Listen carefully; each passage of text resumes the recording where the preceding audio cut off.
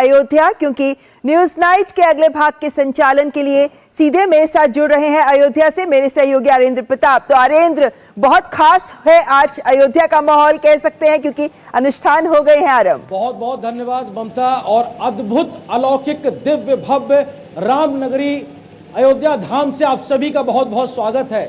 मौसम बहुत शीतल है, ठंडक है, कोहरा है, तमाम प्रकार की एक तरीके से शीतलता नजर आती है। लेकिन अयोध्या में अगर बात की जाए भक्ति रस की, तो वो शीतलता कहीं ना कहीं दूर हो जाती है, क्योंकि इस भक्ति रस की गर्माहट इस माहौल को राममय कर देती है। वो सब कुछ राम और राम ही नजर आता है। अयोध्या में आज से 7 दिन के विशेष अनुष्ठान की शुरुआत हो गई है।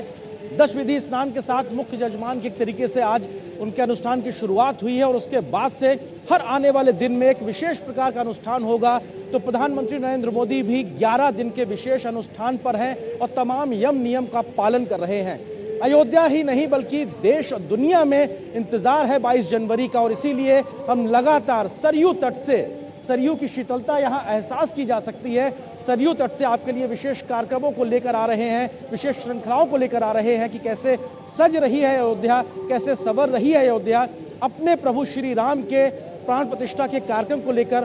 22 जनवरी जिस दिन का सभी को इंतजार है, क्योंकि सबको इंतजार इस बात को लेकर है कि जब प्रभु श्री राम पधारेंगे, उनका प्राण प्रतिष्ठा होगा, उसके बाद हर कोई लालायित है, व्याकुल सा एक तरीके से महसूस करता है भगवान की एक झलक पाने के लिए, और सबको इंतजार है।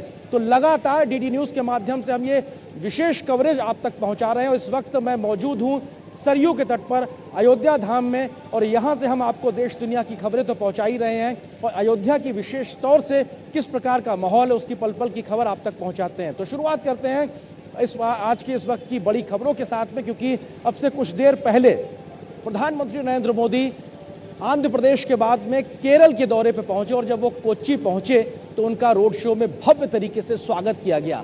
हजारों की संख्या में कोच्चि की सड़कों पर दोनों ओर लोग मौजूद थे प्रधानमंत्री नरेंद्र मोदी के स्वागत के लिए, उनके इस्तकबाल के लिए, और लोग फूलों की वर्षा कर रहे थे प्रधानमंत्री के ऊपर।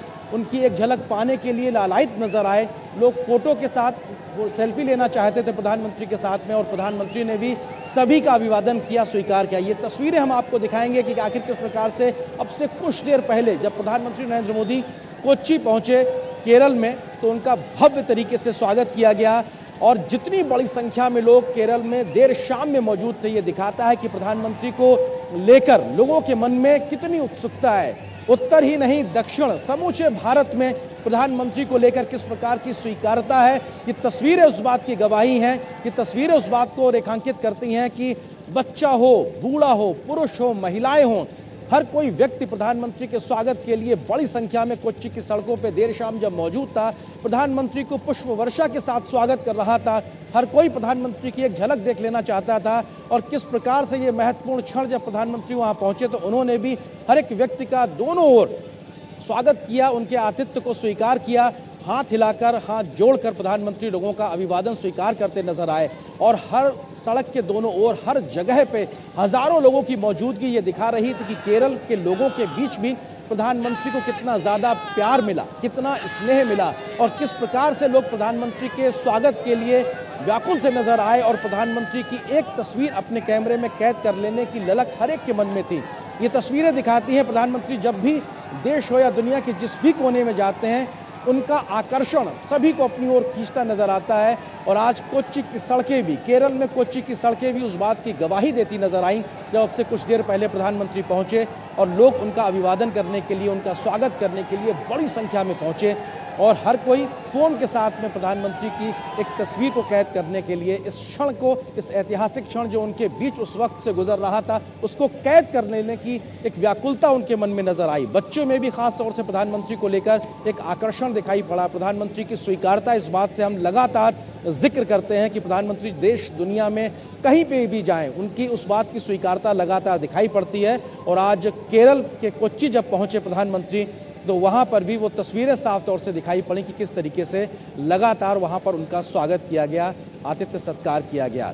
और आगे बढ़े तो हम बात कर सकते हैं कि प्रधानमंत्री आज उनके दिन की शुरुआत आंध्र प्रदेश के दौरे के साथ में हुई थी। और आंध्र प्रदेश के दौरे की अगर बात की जाए तो प्रधानमंत्री आज सुबह मंदिर पहुंचे, जहां पे उन्होंने वीरभद्र मंदिर में पूजा अर्चना की। और ये पूजा अर्चना भी विशेष थी क्योंकि ये खास था। और यहाँ का रामायणकालीन जो मंदिर है वीरभद्र जी का, उसकी भी मान्यता है कि जटायु जब घायल हुए उस वक्त जब भगवान राम वहां पहुंचे तो उनको उन्होंने बताया कि रावण माता सीता को दक्षिण दिशा में ले गया है और वहां पर उनके प्राण उसके बाद में चले गए। तो वहां पर जटायु जी की प्रतिमा भी है और रामायण काल से भी साफ तौर से जुड़ा हुआ है। तो जब आज प्रधानमंत्री आंध्र प्रदेश पहुंचे तो वो लगातार एक तरीके से कहीं ना कहीं उसको जुड़ता भी नजर आया। तो आज आंध्र प्रदेश के दौरे में क्या कुछ खास रहा प्रधानमंत्री के, आइए देखते हैं उस पर यह खास रिपोर्ट। लोक सेवा क्षमता निर्माण के माध्यम से शासन में सुधार की दिशा में मंगलवार को देश ने एक और बड़ा कदम बढ़ा दिया। प्रधानमंत्री नरेंद्र मोदी ने आंध्र प्रदेश के श्री सत्य साई जिले के पलासमुद्रम में राष्ट्रीय सीमा शुल्क, अप्रत्यक्ष कर और नारकोटिक्स एकेडमी के नए परिसर का शुभारंभ किया। 500 एकड़ में फैली ये एकेडमी अप्रत्यक्ष कराधान और नारकोटिक्स नियंत्रण प्रशासन के क्षेत्र में क्षमता निर्माण के लिए भारत सरकार की सर्वोच्च संस्था है। शुभारंभ समारोह को संबोधित करते हुए प्रधानमंत्री ने देश में हुए कर सुधारों का जिक्र किया। पीएम ने कहा कि सरकार के प्रयास से देश के ईमानदार करदाताओं को लाभ हुआ है। 2014 में सिर्फ 2 लाख रुपए तक ही 2 लाख तक की इनकम पर ही टैक्स छूट थी। हमने 2 लाख से बढ़कर के सीमा 7 लाख रुपए तक पहुंचा दी।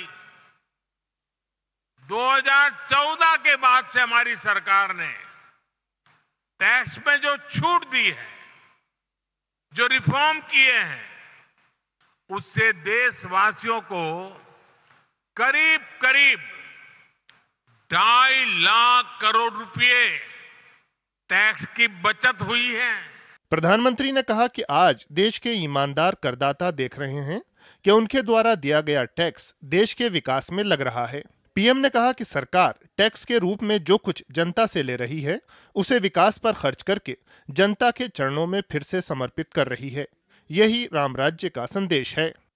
आज जब देश का टैक्स पेयर ये देख रहा है कि उसके पैसे का सही इस्तेमाल हो रहा है, वो भी आगे बढ़कर टैक्स देने को तैयार हुआ है। इसलिए बीते वर्षों में टैक्स देने वालों की संख्या लगातार बढ़ रही है। यानी हमने जो कुछ जनता से लिया वो जनता के चरणों में ही समर्पित कर दिया। यही तो सुशासन है, यही तो राम राज्य का संदेश है। प्रधानमंत्री ने कहा कि प्रभु श्री राम सामाजिक जीवन में सुशासन के ऐसे प्रतीक हैं जो NACIN के लिए भी बहुत बड़ी प्रेरणा बन सकते हैं। पीएम ने राम राज्य की विशेषताओं का भी उल्लेख किया। राम राज्य सुशासन के इन्हीं 4 स्तंभों पर खड़ा था, जहां सम्मान से बिना भय के हर कोई सिर ऊंचा करके चल सके, जहां हर नागरिक के साथ समान व्यवहार हो, जहां कमजोर की सुरक्षा हो और जहां धर्म यानी कर्तव्य सर्वोपरि हो। आज 21वीं सदी के आपके आधुनिक संस्थान के 4 सबसे बड़े ध्येय यही तो है। पीएम ने इस अवसर पर एक प्रदर्शनी का भी अवलोकन किया। ये विश्व स्तरीय प्रशिक्षण संस्थान भारतीय राजस्व सेवा के अधिकारियों के साथ साथ केंद्रीय संबद्ध सेवाओं, राज्य सरकारों और भागीदार देशों के अधिकारियों को प्रशिक्षण प्रदान करेगा। धीरज के साथ ब्यूरो रिपोर्ट, डीडी न्यूज। तो प्रधानमंत्री के आंध्र प्रदेश के दौरे की जब आज सुबह शुरुआत हुई तो प्रधानमंत्री लेपाक्षी के वीरभद्र मंदिर पहुंचे। रामायणकालीन इस वीरभद्र मंदिर में प्रधानमंत्री नरेंद्र मोदी ने विधि विधान के साथ में पूजा अर्चना की और वहां पर तेलुगु में रामायण के पाठ का श्रवण भी किया। किस तरीके से ये पूरा पूजा पाठ रहा, आइए आपको उसका एक खूबसूरत सा वीडियो दिखाते हैं।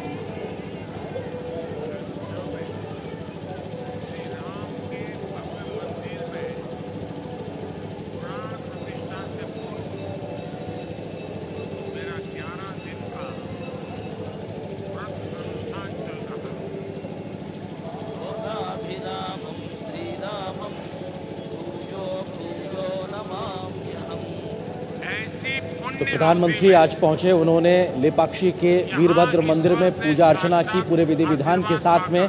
और प्रधानमंत्री हम सब जानते हैं इस वक्त इस समय 11 दिन के विशेष अनुष्ठान पर हैं, क्योंकि 22 तारीख को वो पहुंचेंगे प्राण प्रतिष्ठा कार्यक्रम में। का जीवन विस्तार, उनकी प्रेरणा, आस्था भक्ति के दायरे से कहीं ज्यादा है। राम राज्यवासित्वम प्रोच्छस्वते शिरम न्यायार्थ युद्धस्व सर्वेषु समं च परिपालय दुर्बलम विद्धि धर्मवरम प्रोच्चयस्वते शिरम राम राज्यवासित्वम।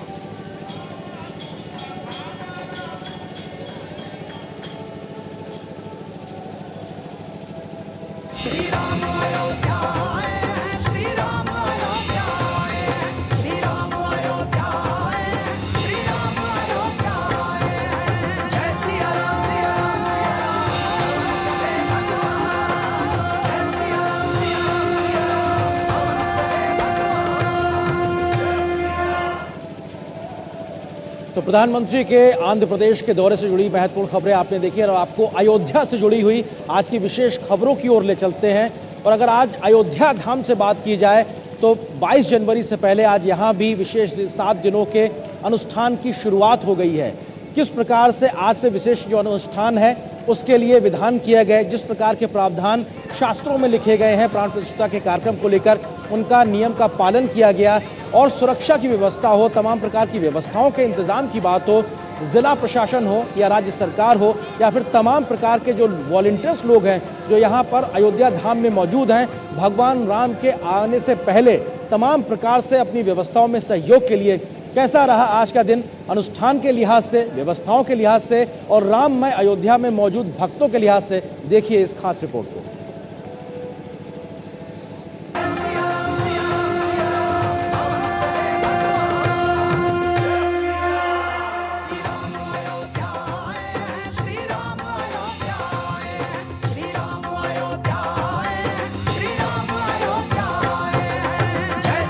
तैयारी पूरी हो चुकी है, मंदिर का प्रांगण सज चुका है, परिसर तैयार है, गर्भगृह प्रतीक्षा में है और 140 करोड़ भारतीयों की आंखें इस वक्त अयोध्या की ओर हैं। राहों में पलक पावड़े बिछाए श्रद्धालु बस उस पल का इंतजार कर रहे हैं जब श्री राम विग्रह की प्राण प्रतिष्ठा होगी और फिर रामलला के भव्य दर्शन होंगे। ये घड़ी नजदीक ही आ गई है, महज 6 दिन और बचे हैं। अयोध्या में वो शुभ वेला करीब है। नए श्री राम मंदिर में रामलला की मूर्ति की प्राण प्रतिष्ठा के धार्मिक अनुष्ठान आज से शुरू हो गए हैं। आज प्रायश्चित और कर्मकूटी पूजन अनुष्ठान किया जा रहा है। देश भर के 121 आचार्य समारोह के अनुष्ठान की सभी प्रक्रियाओं का समन्वय, समर्थन और मार्गदर्शन कर रहे हैं। इस मौके पर विभिन्न आचार्यों ने बताया कि किस तरह से प्राण प्रतिष्ठा पूजा की जाएगी और इस पूजा की क्या कुछ विशेषता है। प्राण प्रतिष्ठा का महत्व पूरी दुनिया देख रही है। भगवान राम अपने स्थान पर विराजित होने वाले हैं। सभी को एक ही बात सबसे विशेष है, सभी के मुंह पर राम का नाम है। चरितम रघुनाथस्य शतकोटि प्रविस्तरम एकैकमक्षरम पुंसाम महापातक नाशनम। उस राम नाम के अलावा सारी बातें गौण है, उसी का सबको ध्यास लगा हुआ है, मन में एक ही बात बैठी हुई है बस। वहीं गुजरात से आई 108 फीट लंबी अगरबत्ती को अयोध्या में श्री राम जन्मभूमि तीर्थ क्षेत्र के अध्यक्ष महंत नृत्य गोपाल दास महाराज की मौजूदगी में जलाया गया। खास बात यह है कि ये अगरबत्ती पर्यावरण के अनुकूल है और ये करीब 1.5 महीने तक चलेगी और इसकी सुगंध कई किलोमीटर तक फैलेगी।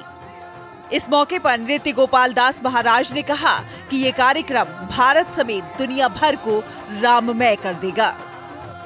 प्राण प्रतिष्ठा का समय आ गया, उसी में हम लोग सम्मिलित होंगे, सभी समाज सम्मिलित होगा।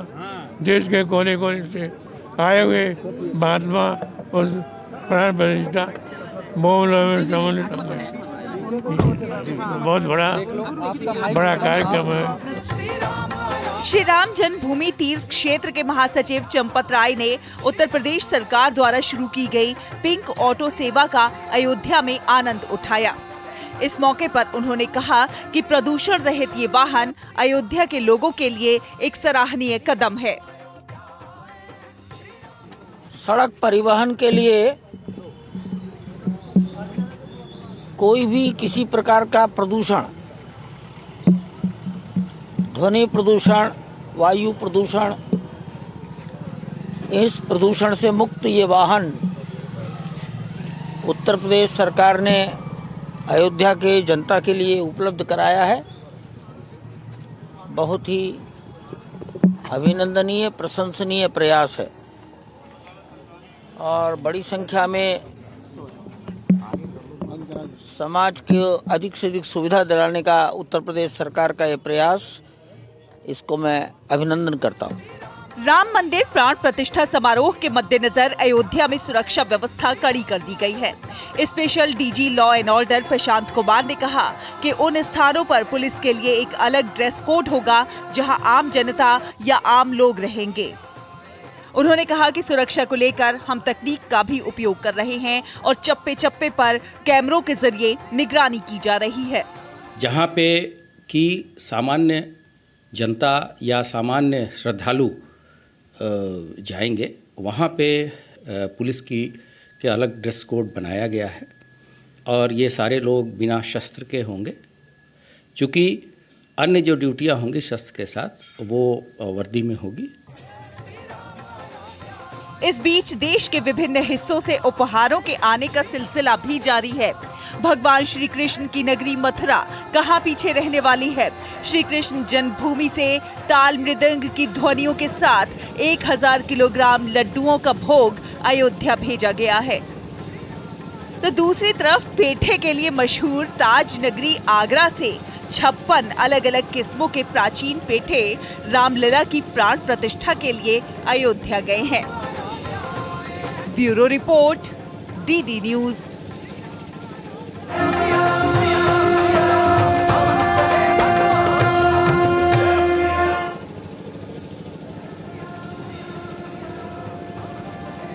अयोध्या को सुंदर से अति सुंदर बनाने की बात हो, व्यवस्थित से अति व्यवस्थित करने के प्रयास हो, हर कोई इस प्रयास में लगा हुआ है और अयोध्या वासी भी इसमें पीछे नहीं है। अयोध्या के हर शहर के मुख्य चौराहों की बात हो, गली कूचों की बात हो, मार्गों की बात हो, उसको साफ सफाई तो की ही जा रही है, लेकिन उसके सुंदरीकरण पे बहुत खास ध्यान दिया जा रहा है, क्योंकि सभी की निगाहें अयोध्या के खूबसूरती पे इस वक्त लगी हुई हैं। अयोध्या वासी इसको और ज़्यादा सुसज्जित करने के लिए प्रयास कर रहे हैं। अयोध्या के विश्वविद्यालय के तमाम महाविद्यालयों से जुड़े हुए जो विद्यार्थी हैं, वो इस वक्त तमाम महत्वपूर्ण मार्गों पर, चौराहों पर रंगोली सजा रहे हैं और उस रंगोली में भगवान से जुड़े प्रतीक को भी कहीं ना कहीं समाहित करने की कोशिश कर रहे हैं, ताकि अयोध्या और ज़्यादा सुंदर नजर आए और आने वाले अतिथियों के लिए बहुत बेहतर नजर आए। तो निश्चित तौर से ये तमाम जो प्रयास हैं किस प्रकार से जमीन पर मूर्त रूप ले रहे हैं और अयोध्या के युवा और खासकर से छात्रों के माध्यम से कैसे इन प्रयासों को अपनी कला के माध्यम से अयोध्या की जमीन पर उकेरा जा रहा है, आइए उस पर देखते हैं खास रिपोर्ट।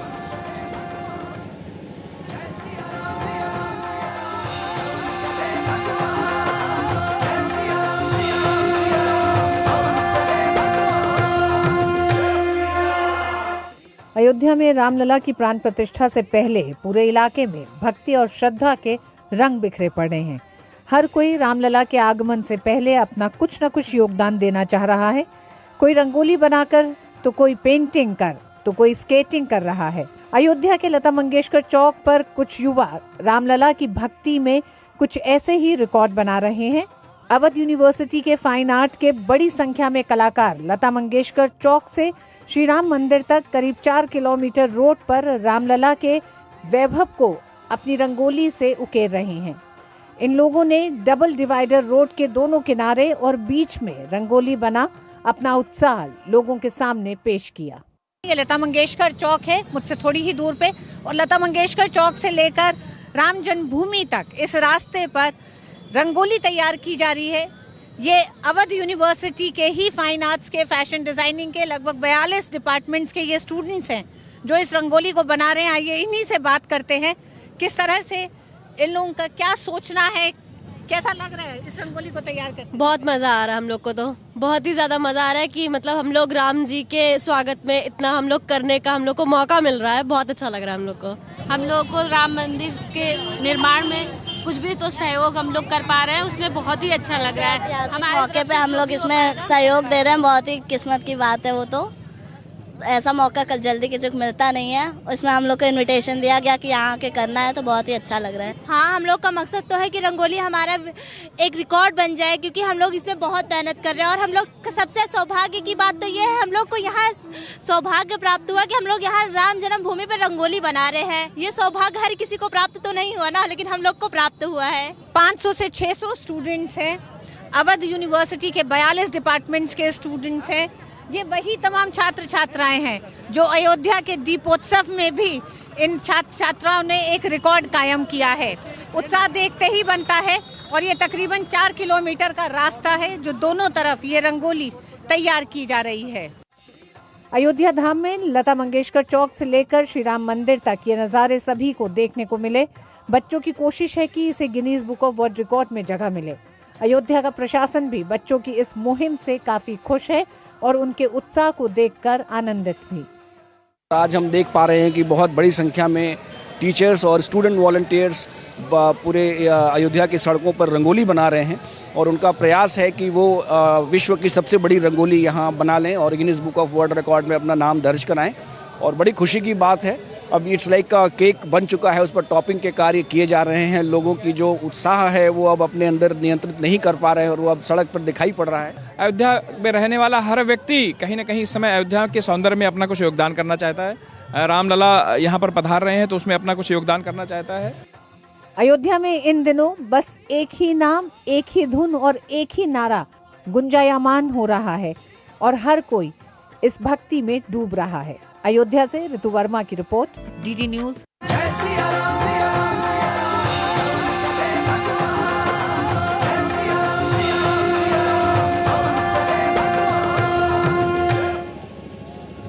तो देखा आपने किस प्रकार से अयोध्या को सजाने संवारने का काम युवाओं ने भी अपने कंधों पे ले रखा है और एक नई सुंदर, अति सुंदर अयोध्या तैयार है, सज रही है, संवर रही है।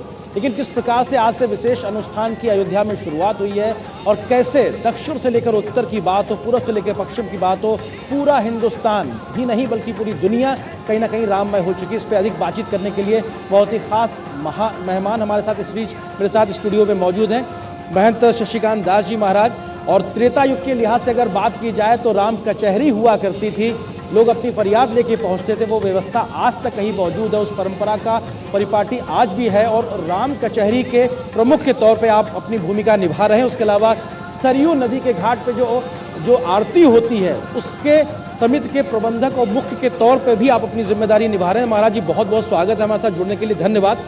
पहला सवाल आपसे यही कि अयोध्या में आज से विशेष अनुष्ठान की शुरुआत हुई है, या हम बात करें प्रधानमंत्री के दक्षिण के दौरे पे जहां पे रामायण कालीन मंदिरों में उनका जाना हो, क्योंकि वो भी 11 दिन के यम नियम का पालन करते हुए अनुष्ठान के बीच में है, उत्तर हो या दक्षिण हो, चाहूं और श्री राम है, किस तरीके से आप इसको देखते हैं? निश्चित रूप से आज से भगवान के प्राण प्रतिष्ठा का शुभारंभ हो चुका है।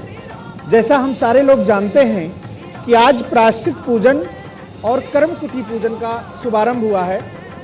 उसी अवसर पर यहाँ पर लगभग 1.25 लाख दीपों के द्वारा आज दीपोत्सव भी मनाया गया।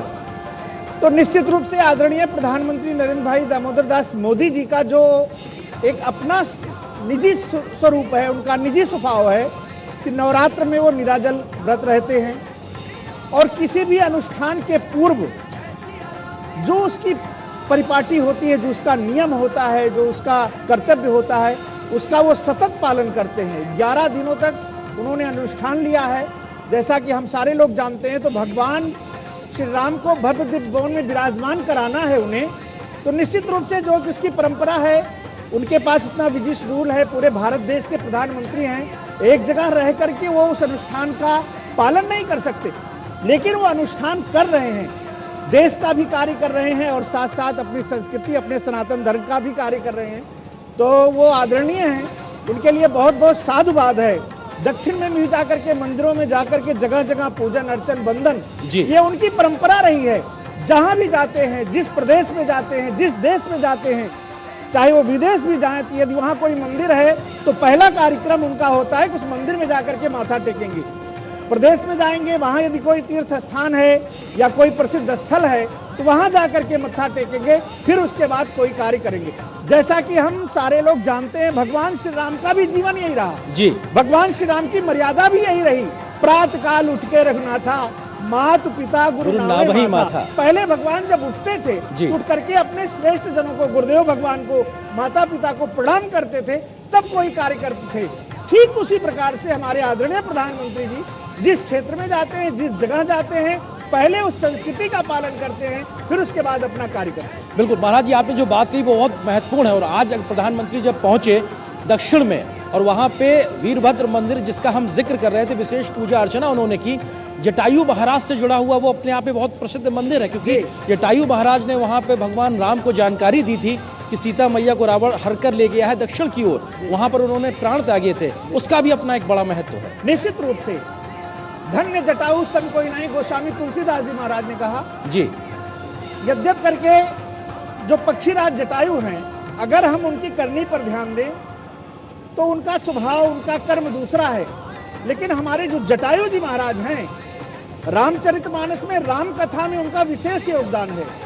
हमारी मां किशोरी जी को बचाने के लिए रावण जैसे विक्रांता से उन्होंने युद्ध किया और धर्म का पालन करते हुए आज, जैसा कि हम सारे लोग जानते हैं, हमारे देश की जो बहु बेटियां हैं, हमारी इज्जत है, हमारी प्रतिष्ठा है, हमारे देश का गौरव है, हमारे देश का स्वाभिमान है, उसको बचाने के लिए, मां को बचाने के लिए जटायु ने अपने प्राणों का उत्सर्ग कर दिया।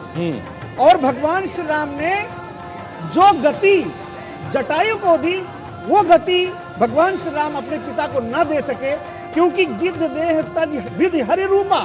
भगवान का स्वरूप धारण करके, भगवान का रूप धारण करके जटायु अपने प्रभु श्री राम के धाम को गया।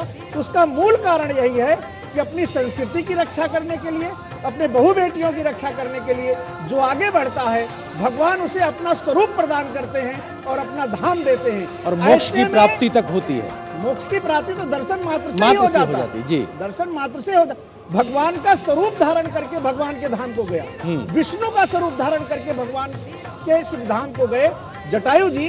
तो जो जटायु इतने महत्वपूर्ण हैं, भगवान की लीला में उनका इतना बड़ा योगदान है रामचरितमानस में, ऐसे जटायु के मंदिर में जाकर के हमारे आदरणीय प्रधानमंत्री जी का पूजन करना हम लोगों के लिए गौरव का विषय है, गौरव की बात है। बिल्कुल, आप जो बात कह रहे हैं, क्योंकि उस भाव में 140 करोड़ देशवासियों का भाव भी समाहित है और वो ऊर्जा एक तरीके से उनके साथ सम्मिलित है। महाराज जी, अगर हम अयोध्या के लिहाज से बात करें तो अयोध्या में भी आज से 7 दिनों का विशेष अनुष्ठान की शुरुआत हुई है। 10 विधि स्नान के साथ में जो जजमान है ट्रस्ट के माध्यम से तय किए गए हैं, उन्होंने उस अनुष्ठान को आगे बढ़ाया है। आज के अनुष्ठान के बारे में थोड़ा सा बताएं, उसका महत्व क्या है? निश्चित रूप से हम जब किसी भी अनुष्ठान को करने के लिए जाते हैं तो हमारे पूर्व के जीवन के जो कर्म हैं, कुछ ऐसे हमारे द्वारा ना चाहते हुए भी कर्म हो जाते हैं जिसमें हम पाप के भागी बनते हैं। जैसे हम चल रहे हैं, हमारे पैर के नीचे कोई जीव आ गया, उसकी मृत्यु हो गई, तो उसका भी एक हमें फल भोगने के लिए उद्यत रहना चाहिए। तो प्रायश्चित कर्म वही है कि इसके पहले जो मैंने किया है उसका प्रायश्चित पहले आचार्य विद्वानगण मुझसे कराते हैं। 10 विधि स्नान, जैसे आपने कहा, स्नान करने से हमारे शरीर की शुद्धि, हमारे मन की शुद्धि, हमारे आत्मा की शुद्धि हो, ये उसका विधान है। यज्ञ के पहले, अनुष्ठान के पहले प्रायश्चित कर्म होता है। उसके द्वारा आज श्री राम मंदिर में अनुष्ठान का शुभारंभ हुआ है। ये परंपरा सदियों से चली आ रही है। किसी भी, जैसे हम नौ दुर्गा में अनुष्ठान पर बैठते हैं जी। तो हम पहले प्रायश्चित करते हैं, संकल्प लेते हैं कि इसके बाद हम ऐसा 9 दिनों तक सुंदर व्रत धारण करेंगे, इस नियम का पालन करेंगे, इस नियम के बंधन में रहेंगे। तो जो अनुष्ठान का नियम है, जो अनुष्ठान की परंपरा है, उसके बंधन में हमें बंध करके उतने दिनों तक रहना है जब तक हम अनुष्ठान में रहेंगे। जी महाराज जी, एक चीज और इस पर थोड़ा सा प्रकाश डालिए, क्योंकि जो जजमान है, चाहे वो प्रधानमंत्री हो या अन्य जो ट्रस्ट के माध्यम से नियुक्त किए गए, उनका एक तरीके से जो भूमिका है वो भी बड़ा महत्वपूर्ण है। उनके द्वारा किए जा रहे इस भाव और इस पूरी प्रक्रिया को आगे बढ़ाना वो भी बहुत महत्वपूर्ण है, क्योंकि मानसिक शारीरिक रूप से आप उस शुद्धिकरण तक जाएं कि भगवान को आह्वान करने के लायक हो सके। इसको थोड़ा सा बताया। निश्चित रूप से मैंने पहले ही निवेदन किया कि कोई अनुष्ठान के पहले हम जो अनुष्ठान की विधि है उसका पालन मुझे करना है। और हमारे रामलला वशिष्ठ जी महाराज ने एक बात कही है जी, सुदिन सुमंगल तबहि जब राम होए जुराज। वशिष्ठ जैसा ज्ञानवान व्यक्ति जब महाराज दशरथ ने उनसे पूछा कि आप कोई ऐसा लगन, ऐसी तिथि बताइए जिस दिन हम भगवान का राज्याभिषेक कर सकें, युवराज पद पर स्थापित कर सकें, तो वशिष्ठ जी ने यही कहा, कोई तिथि नहीं निकाली, कोई नियम नहीं बताया, कहा कि वही दिन सुंदर है, वही दिन मंगलकारी है जिस दिन भगवान श्री राम राज्याभिषेक के पद पर आरूढ़ हो जाए, राज्याभिषेक उनका हो जाए। तो मेरे कहने का तात्पर्य यह है कि हमको उस विधि के अनुरूप रहना पड़ता है और हमारे ठाकुर जी विराजेंगे, पूरे विश्व का कल्याण हो, पूरे विश्व का मंगल हो, ऐसी परिकल्पना के साथ हम अपने श्री राम को भव्य दिव्य भवन में ले जाएंगे। जो सारे संसार को भवन प्रदान करने वाला, उसे हम भवन क्या देंगे? क्या दे सकते? लेकिन जी। एक परंपरा है, हमारी मान्यता है, हमारे हृदय में हम जिस भाव से भगवान को भजेंगे, भगवान उसी भाव से मुझे मिलेंगे। अगर हम उन्हें पिता मानते हैं तो मुझे पुत्र का स्नेह देंगे, अगर हम उन्हें अपना पुत्र मानते हैं तो मुझे पिता का स्नेह देंगे। निश्चित रूप से जी। ये डिमडिम घोष है, अपने अयोध्या की ही घटना है जी। मैं आपको याद दिलाऊं, अगर आप संक्षेप में। जी, वशिष्ठ जी महाराज का यहाँ एक आश्रम है। संतों ने कहा कि आप वशिष्ठ कैसे हो सकते हैं, आप गुरु कैसे होते हैं, आप तो कलयुग में हैं। उन्होंने कहा नहीं, प्रभु श्री राम मेरे शिष्य हैं, मैं उनका गुरु हूँ। जी। लोग जबरदस्ती उन्हें लेके गए और जा करके जैसे कनक भवन मंदिर में खड़े हुए, भगवान का मुकुट अपने आप गिर गया। जी। ये मान्यता की बात, हम किस भाव से भगवान को मानेंगे उस आधार पर। बिल्कुल ठीक है महाराज जी। महाराज, वक्त की थोड़ी सी सीमा है, बहुत बहुत धन्यवाद महाराज जी हमारे साथ जुड़ने के लिए और इस विषय पे प्रकाश डालने के लिए कि आखिर अनुष्ठान से कैसे अब आगे प्रक्रिया बढ़ेगी। बहुत बहुत धन्यवाद हमारे साथ जुड़ने के लिए। तो निश्चित तौर से अपने आप में बेहद महत्वपूर्ण है और अयोध्या की तमाम महत्वपूर्ण खबरें हों या अन्य प्रकार की जो तमाम देश भर में राममय हो रही जो नगरी है उससे जुड़ी खबरें हों, उसके बारे में लगातार हम खबरें आप तक पहुंचाते रहेंगे। फिलहाल न्यूज नाइट में यहाँ पर एक छोटे से ब्रेक के लिए रुकते हैं। क्या है इस परीक्षा पे चर्चा में जो स्टूडेंट्स की एग्जाम स्ट्रेस को दूर कर देता है? क्या है इस परीक्षा पे चर्चा में जो टीचर्स और पेरेंट्स की दुविधा को मिटाता है? क्या है इस परीक्षा पे चर्चा में जो जीवन को उत्सव के रूप में मनाने के लिए प्रेरित करता है? क्या है इस परीक्षा पे चर्चा में जो इसके 7वें एडिशन में 2 करोड़ 26 लाख लोगों को हिस्सा लेने के लिए प्रोत्साहित करता है? मिलेंगे सभी सवालों के जवाब जब जुड़ेंगे स्टूडेंट्स, टीचर्स और पेरेंट्स प्रधानमंत्री नरेंद्र मोदी जी के साथ। परीक्षा पे चर्चा 2024 29 जनवरी सुबह 11 बजे। रुड़की उत्तराखंड निवासी राजीव जैन पहुंचाएंगे हर राम भक्त के घर बिल्कुल निःशुल्क हर किवारी गंगाजल। दुकानदार भाई संपर्क करने के लिए हरिद्वारगंगाजल.com पर जाएं। ये विशाल है ना, इसका सब प्रॉपर चलता है। कल उसके बैंक अकाउंट में 15,000 रुपए का फ्रॉड हुआ है, पता है? इसको तो कोई टेंशन ही नहीं होती है, देखना। टेंशन क्यों? मेरी कोई गलती नहीं थी। फिर भी फ्रॉड होने पर मैंने तुरंत बैंक को इन्फॉर्म कर दिया। आरबीआई कहता है अगर आपके अकाउंट से किसी ने धोखे से पैसे निकाले हैं तो बैंक को जल्द से जल्द इन्फॉर्म कीजिए। 3 दिन के अंदर इन्फॉर्म किया तो कोई नुकसान नहीं होगा। जितना लेट करोगे उतना ज्यादा नुकसान। और सुन, सब चलता नहीं है, प्रॉपर चलाना पड़ता है। आरबीआई कहता है जानकार बनिए, सतर्क रहिए। लाइफ में फाइनेंशियल आजादी के लिए एनपीएस जरूरी है। रिटायरमेंट में फाइनेंशियल आजादी रहे जारी, एनपीएस से आज ही करे तैयारी। एनपीएस जरूरी है। अभी नहीं करना मतलब? मुझे नहीं करना दूसरा बच्चा अभी। अरे पर क्यों नहीं करना, बताओ। आज रेडियो पे बता रहे थे कि पहले और दूसरे बच्चे के बीच अंतर रखना कितना जरूरी है। माँ बस हर 3 महीने में गर्भ निरोधक टीका लगवा ले। पर अंतर काहे रखना है? बच्चों के भविष्य के लिए।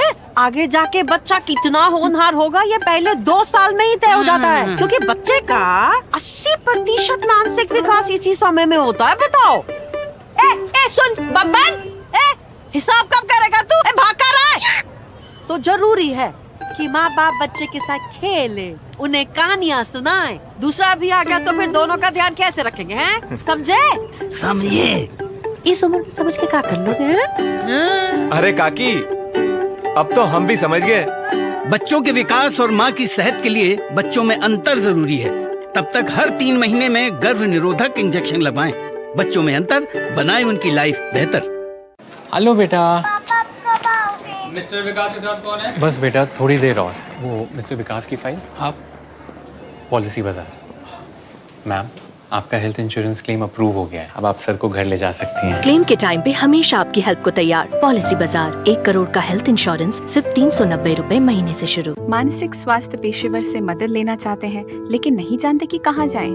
टेलीमानस के 14416 पर संपर्क करें। रुड़की उत्तराखंड निवासी राजीव जैन पहुंचाएंगे हर राम भक्त के घर बिल्कुल निःशुल्क हर किवारी गंगा जल। दुकानदार भाई संपर्क करने के लिए हरिद्वारगंगाजल.com पर जाएं। जालिम लोशन का ऑरिकेम ग्रीन ऑइंटमेंट, कील मुहासे, फोड़े फुंसी, घाव, जले कटे पर गुड़कारी, herbal antiseptic cream, green ointment. साल बरस और सदी नहीं, एक युग गुजर जाएगा। उम्र न पूछो वंडर की, जब फर्क नजर आएगा। वंडर सीमेंट, फर्क नजर आएगा। ये नया भारत है, कभी हंसता कभी हंसाता है, हिसाब का पक्का है। जियो पेपर प्राप्त हुए। लड़ता है, झगड़ता है, पर आगे बढ़ता है। जो अपने दिल की सुनता है, खुल के बात करता है, सबको साथ लेकर चलता है। इस भारत की अलग ही पहचान है। जुड़े नए भारत से, जियो भारत से। ग्रामीण अर्थव्यवस्था के संरक्षक agriculture insurance company of India. AIC।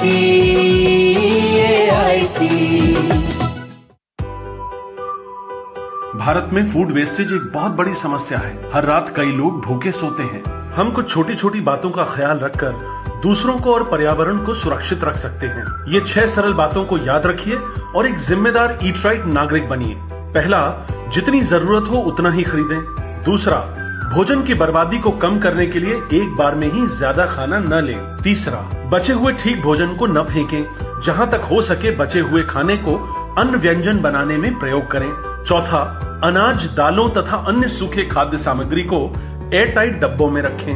फल, सब्जियों और अन्य खराब होने वाले खाद्य पदार्थ जैसे दूध, दही आदि को फ्रिज में रखें। पांचवा, बची हुई खाद्य सामग्री एकत्रित करें और जरूरतमंदों में वितरित करें। और आखिर में कंपोस्ट बनाने के लिए जैविक कचरा जैसे सब्जी और फलों के छिलके व पत्ते आदि को रिसाइकिल करें। Food safety and standards authority of India द्वारा जनहित में जारी। रुड़की उत्तराखंड निवासी राजीव जैन पहुंचाएंगे हर राम भक्त के घर बिल्कुल निःशुल्क हर किवारी गंगा जल। दुकानदार भाई संपर्क करने के लिए हरिद्वारगंगाजल.com पर जाएं।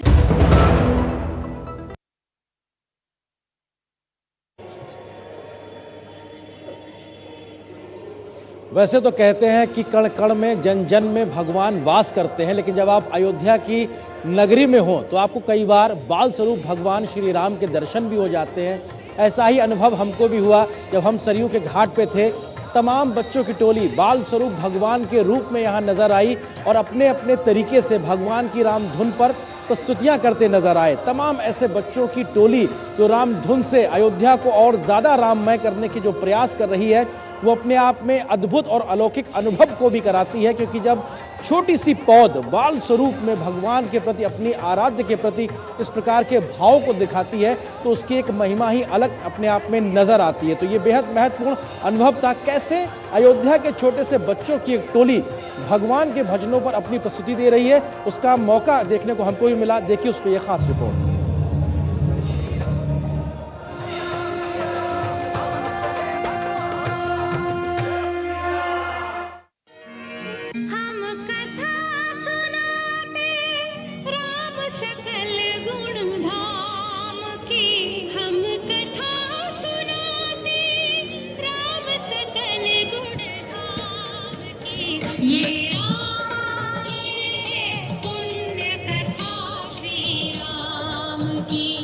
सरयू के घाट पे हम इस वक्त मौजूद हैं। 5-6 साल से लेकर 10-12 साल तक के कुछ बच्चे हैं। इनका एडी डांस क्रू है और ये लोग भगवान राम को समर्पित अपने डांस के माध्यम से भगवान के चरणों में अपनी परफॉर्मेंस को रखते हैं। क्या नाम है आपका? कुशाग्र मिश्रा। कुशाग्र मिश्रा जी, आप भगवान राम बने हैं? हाँ। कैसा महसूस होता है जब आपको लोग भगवान राम की तरफ पुकारते हैं? मुझे बहुत अच्छा लगता है। सीता मैया, आप कुछ कहेंगी? बहुत अच्छा लगता है। लक्ष्मण जी? जी बहुत अच्छा लगता है। ओके, आप लोग जो डांस करते हैं भगवान राम के गानों पे, उसके पीछे क्या वजह है? आपने क्यों इसको चुना? क्योंकि हम लोग भगवान राम जी को बहुत ही ज़्यादा मानते हैं, वो हमारे आराध्य हैं और उनके गानों पे परफॉर्म करके हमें बहुत अच्छा लगता है। आपको थकान होती है? बहुत अच्छा लगता है? बहुत अच्छा लगता है, हमें कभी थकान नहीं होती। आपको? हम लोग को, मुझे तो बहुत भी अच्छा लगता है, मैं बहुत बड़ी भक्त हूँ। क्या नाम है आपका? आशु गुप्ता। और क्या एज है आपकी? 7। ओके, अच्छा लगता है आपको भगवान राम के गानों परफॉर्म करना? बहुत अच्छा। तो चलिए फिर भगवान राम के गानों पे परफॉर्मेंस हो जाए। चलिए कुछ करके दिखाइए भगवान राम को समर्पित।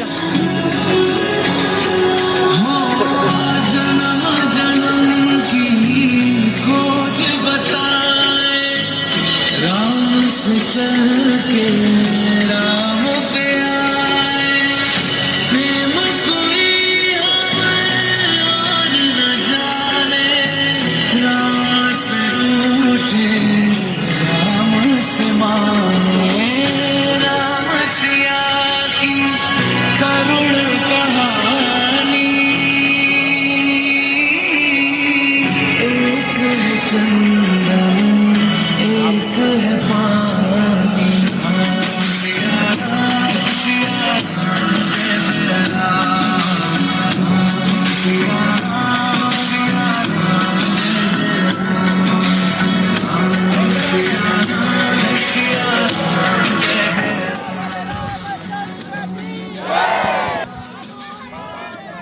जय।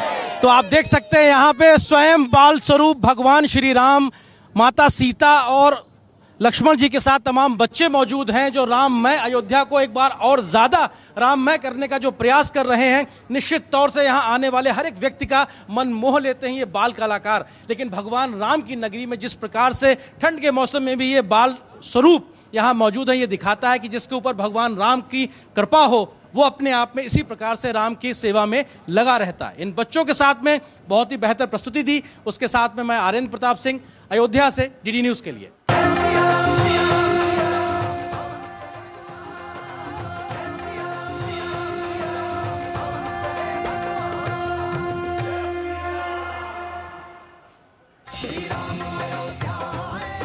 चौक चौराहे पे जाइए, आपको वही भक्ति भाव नजर आएगा।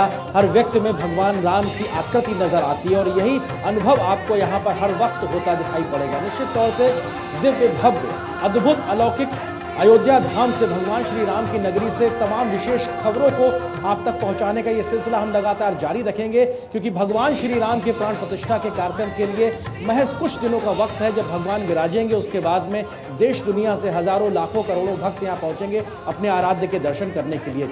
सभी को इंतजार है, हमको भी इंतजार है। लेकिन फिलहाल आज के न्यूज नाइट के इस विशेष अंक में अयोध्या धाम में सरयू के घाट से इस विशेष कार्यक्रम में मेरे द्वारा बस इतना ही। वापस आपको ले चलते हैं मेरी सहयोगी ममता चोपड़ा, जो कि इस वक्त दिल्ली के स्टूडियो में मौजूद हैं।